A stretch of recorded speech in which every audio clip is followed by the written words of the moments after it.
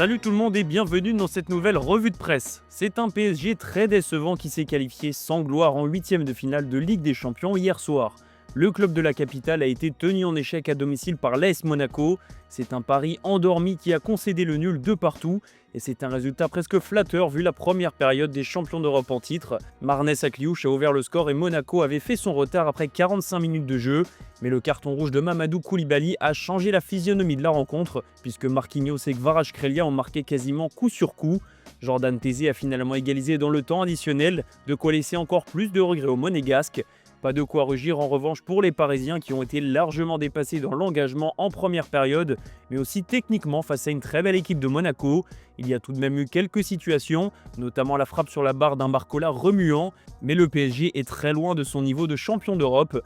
Luis Enrique est tout de même resté très positif en expliquant que son équipe avait mérité sa qualification et qu'elle était prête à affronter Chelsea ou le Barça selon le tirage au sort. Une chose est sûre, en jouant comme hier soir, le PSG ne partira pas favori face à l'une de ces deux équipes. Et on ne pensait pas dire ça avant la double confrontation, mais l'AS Monaco peut avoir des regrets. Hier soir, Monaco a été porté par un Marnès Akliouche des très grands soirs, celui qu'on a trop peu vu en Ligue 1 cette saison. Buteur avant la mi-temps, l'international français a été ultra disponible dans un poste très libre de numéro 10. Il a posé énormément de soucis à la défense parisienne et il aurait même pu inscrire un doublé. C'est lui aussi qui avait délivré une superbe passe à Mamadou Koulibaly, qui a manqué l'immanquable ou presque, symbole de son match finalement. Comme dit plus tôt, son carton rouge a enterré les Monégasques et c'est une habitude qui se répète beaucoup trop souvent. Ça fait 3 exclusions sur les 4 derniers matchs, 9 au total cette saison. Celle-ci est plus discutable et c'est d'ailleurs ce qu'a dit Sébastien Pocognoli en conférence de presse. Pour moi, il n'est pas mérité. Je trouve qu'il est sévère, surtout que ces 2 cartons se trouvent dans un laps de 5 minutes.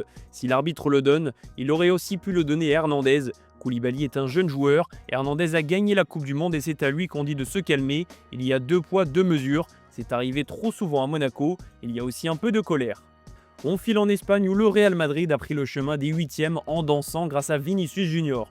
Le club madrilène a battu Benfica 2-1 au Bernabéu, un succès qui aura été difficile et qui a mis du temps à se dessiner en l'absence de Kylian Mbappé. Mais une semaine après la polémique raciste avec Gianluca Prestiani, Vinicius a pris sa revanche de la plus belle des manières comme l'écrit le Daily Mail. Le Brésilien a confirmé sa grosse forme du moment en inscrivant le but de la victoire pour son équipe et celui-ci a une saveur particulière mais il est surtout très important. Vini danse de plus belle, écrit le journal L'Équipe.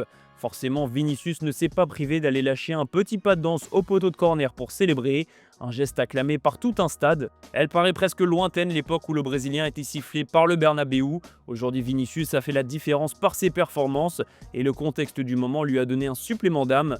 Dans un Santiago Bernabéu acquis à sa cause, le numéro 7 du Real Madrid a été le leader offensif de son équipe, encore plus en l'absence de Kylian Mbappé. L'attaquant français n'était pas sur le terrain hier soir et Alvaro Arbeloa a confirmé qu'on ne le verrait pas pendant plusieurs matchs. Mbappé a dû stopper son entraînement avant-hier en raison d'une nouvelle douleur au genou. Donc le capitaine des Bleus a pris la décision de souffler un peu pour revenir à son meilleur niveau, mais surtout sans douleur. Et maintenant que les barrages sont terminés, la presse espagnole pense déjà à la suite et aux 8e de finale, avec le tirage au sort qui aura lieu demain à midi. Pour le Real Madrid, ce sera Manchester City ou le Sporting, un autre club lisboète. Le Barça affrontera de son côté Newcastle ou le PSG, alors que l'Atlético de Madrid aura forcément un club anglais, Tottenham ou bien Liverpool. Allons au Portugal pour voir comment a été perçue cette élimination du Benfica Lisbonne face au Real Madrid. C'était bien mais ça n'a pas suffi, écrit le journal Abola sur sa une. Les Aigles y ont forcément cru avec l'ouverture du score de Rafa Silva, mais Aurélien Tchouaméni a égalisé dans la foulée.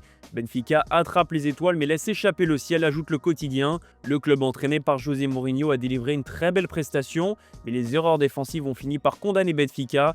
Le genre de petites erreurs qui peut passer en Liga portugaise mais pas en Ligue des Champions. Il y aura forcément quelques regrets pour Benfica, même si le sentiment de fierté règne aussi. L'adjoint de José Mourinho a d'ailleurs rappelé que sur les 3 matchs de Ligue des Champions contre le Real Madrid, on était à 5 partout, le signe que le Benfica Lisbonne a fait plus que rivaliser avec le club madrilène. Hier soir, Benfica a tout de même dû composer sans José Mourinho, exclu à l'aller, et évidemment Gianluca Prestiani suspendu à titre temporaire par l'UEFA, une décision qui a fait beaucoup de bruit parce que l'enquête n'a pour le moment pas donné son verdict.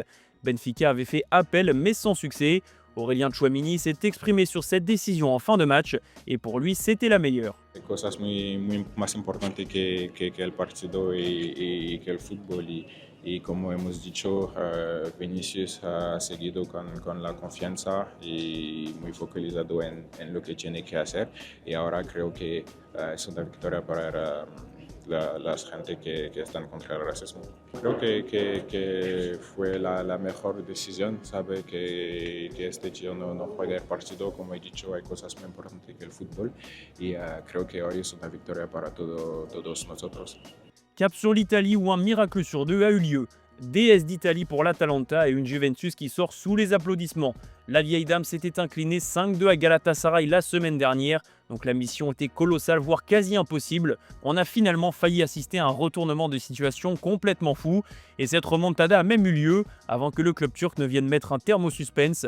La Juve a d'abord ouvert le score avant de recevoir un carton rouge, et on pensait à ce moment que tout était fini, mais même à 10, la Juve était à un rien de l'exploit. Gatti et McKennie ont inscrit les 2 buts synonymes de prolongation, et Edon Djegrova lui a manqué la balle de match, une occasion cruelle quand on y repense puisque Galatasaray a fini par profiter de sa supériorité numérique et Osimhen et Yilmaz ont tour à tour offert la qualification en 8e de finale au club stambouliote. L'Atalanta de son côté a réussi à réaliser cet exploit. Pas de honte totale pour le football italien et il peut remercier la déesse de Bergame. L'Atalanta avait perdu 2-0 à Dortmund la semaine dernière. Le club italien a totalement inversé la tendance et s'est imposé 4-1 grâce à un penalty inscrit dans le temps additionnel par Lazar Samardzic. Hasard ou pas, il s'agit du même buteur que lors du match au Vélodrome contre l'OM et c'est également le même arbitre, monsieur José Maria Sanchez, qui a accordé ce penalty tardif à l'Atalanta. Cette fois, il n'y avait aucune discussion à avoir sur le geste assez incompréhensible de Rami Bensebaini et c'est une qualif méritée pour l'Atalanta qui vient sauver l'honneur du foot italien. On va justement aller faire un tour en Allemagne où la pilule ne passe pas du tout. Élimination honteuse, placarde le journal Bild. On pensait que le Borussia Dortmund avait fait le plus dur la semaine dernière, mais la soirée d'hier a été cauchemardesque sur tous les plans. Rami Bensebaini a complètement coulé, tout comme son équipe et la presse allemande ne manque pas de le souligner. Le désastre Dortmund écrit Bild. Il n'y a eu que le petit but de Karim Adeyemi pour donner un semblant d'espoir aux Allemands. Hormis ça, le BVB a été mangé dans l'intensité par l'Atalanta Bergame, qui a eu le mérite de réaliser une vraie rencontre de Ligue des Champions. Dortmund est KO avant le classiqueur, un coup dur énorme parce que même si le BVB n'était pas favori, c'est une chance de titre qui s'envole et on se dirige vers une saison blanche vu l'avance du Bayern en championnat. Samedi, Dortmund affrontera justement le leader du championnat.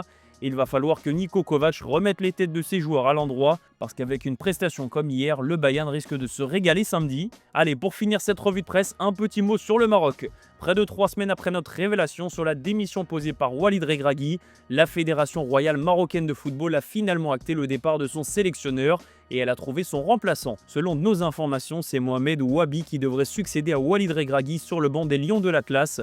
Au moins pour la Coupe du Monde 2026, le choix de la fédération peut surprendre au regard de la trajectoire du technicien belgo-marocain ces dernières années. Sa carrière est celle d'un formateur pur, 17 ans au centre de formation d'Anderlecht, où il a accompagné des générations entières de Yuri Tillmans à Adnan Januzaj en passant par Leander Dendoncker, avant que le Maroc ne le rappelle en mars 2022 pour prendre en main les U20, et depuis il a transformé cette génération, finaliste de la CAN U20 en Égypte, puis surtout champion du monde U20 en octobre 2025 au Chili, premier titre mondial de l'histoire du Maroc, toutes catégories confondues. Il a été nommé dans la foulée pour prendre en main la sélection olympique en vue des JO de Los Angeles 2028, un changement de sélectionneur qui va donc permettre à Walid Regragui de quitter son poste. Voilà les amis, c'est la fin de cette revue de presse, merci de l'avoir suivi et on se retrouve dans l'après-midi pour le JT Foot Mercato.